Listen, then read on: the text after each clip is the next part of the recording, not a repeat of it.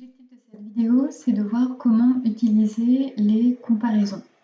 Alors les comparaisons, c'est ce qui vous permet de mettre côte à côte deux segments, on peut appeler ça comme ça, de subdivision de vos données pour voir si ils se comportent de la même façon et si au contraire ça fait apparaître des différences importantes. Alors quand vous aurez réalisé des comparaisons, c'est ici que vous les verrez apparaître. Et là, je peux procéder de deux façons. Soit je cliquais ici pour mettre en place ma première comparaison. Donc, ce que j'ai choisi de faire, on peut voir ici que je peux inclure ou exclure des éléments. Moi, je vais en inclure 2, il y en a 5 au maximum, mais je vais m'arrêter à 2. Donc, je vais inclure, là, je vais chercher dans mes variables, je voudrais inclure les appareils qui sont des ordinateurs, des portables, des ordinateurs portables, et qui ont comme navigateur, voilà, qui ont comme navigateur Chrome. Pourquoi pas? Et voilà, j'ai ma première condition.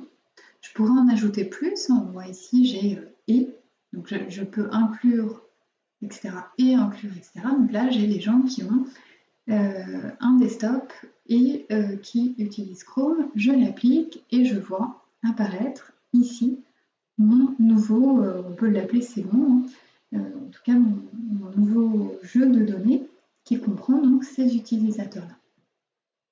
Et je voudrais comparer ça aux gens qui ont, par exemple, toujours un desktop, mais cette fois-ci, je vais changer de navigateur. Et je vais dire le navigateur, cette fois, ce sera Safari.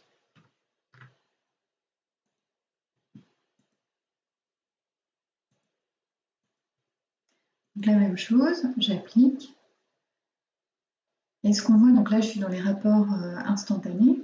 Donc la population est très faible qu'on a isolée pour le deuxième segment, la deuxième comparaison. Donc ça ne révèle pas forcément quelque chose de très significatif, mais en tout cas, c'est vraiment de cette façon-là qu'on va procéder pour présenter côte à côte deux populations qu'on a envie de comparer l'une à l'autre.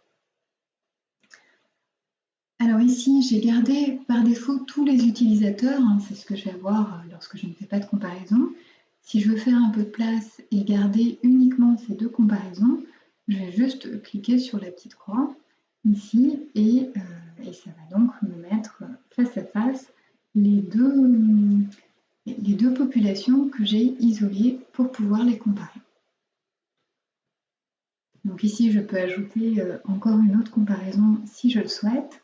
Et chaque comparaison peut inclure jusqu'à 5 conditions. Ces conditions sont inclusives ou exclusives.